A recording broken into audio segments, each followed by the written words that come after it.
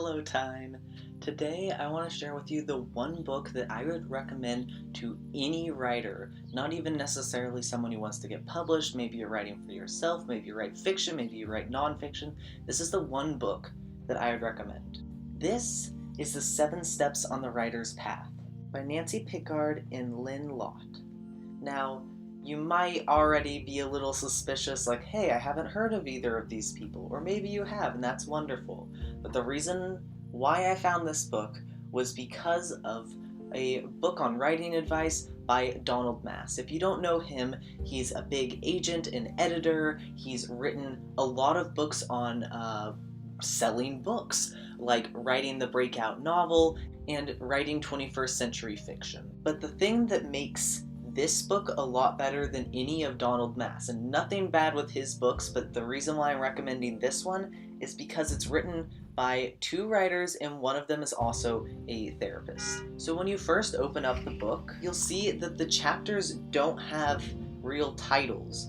It's the trailhead, unhappiness, wanting, commitment, wavering, letting go, immersion, and fulfillment. And you might not know what that means off the top of your head, but those are the steps on a writer's path. Those are the stages that you go through as a writer. And I don't feel bad sharing kind of what the contents of the book is because I got so much out of every single line that was written in it. So it starts out in this state of unhappiness, of kind of just not knowing what to do, not knowing where to put your creative energy. It goes on to wanting to write, wanting to do this, wanting to do that. Commitment, really sitting down and getting your book out there, starting to write it. But these steps aren't only necessarily for when you first start writing. These are things you go through when you're submitting your book, when you're editing your book, when you're sending it out to beta readers.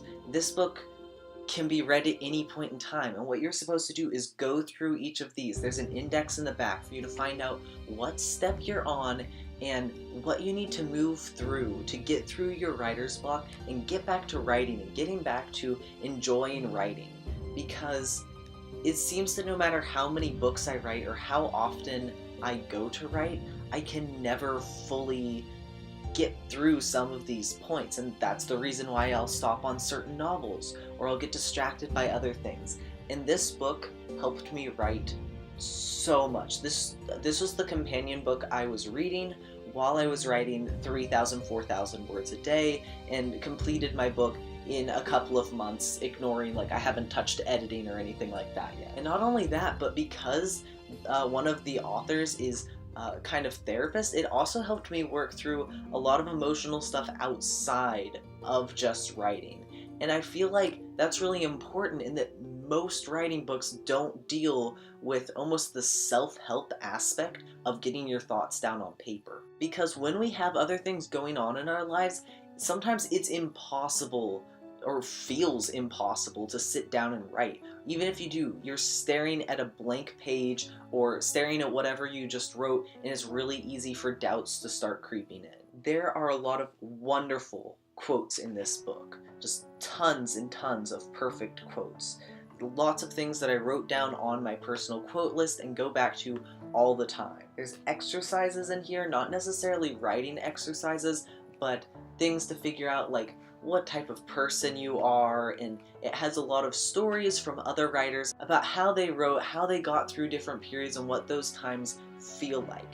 And so every chapter is formatted the same. It goes over kind of what that chapter is about. It talks about what it really feels like and different authors' experiences in that stage so that you can really relate to them and then see how they resolve their problems in order to kind of take some advice from them and start to try and solve your own. And they have a lot of references throughout this entire book to other books and other famous authors.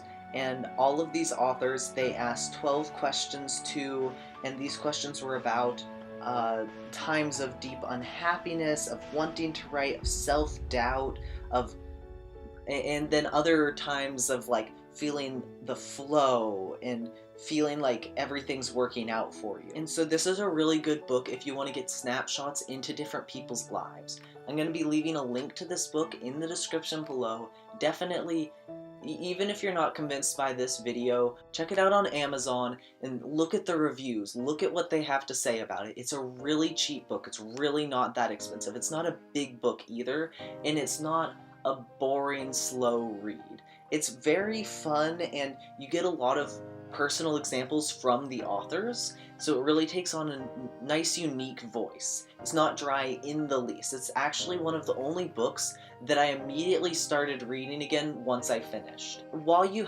can start at the beginning, you can also jump to whatever step you think that you're on.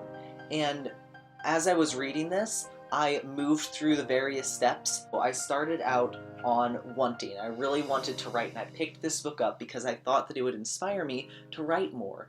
And what do you know, when I got to the chapter on wanting to write, I figured out exactly what my problem was, and I started to write.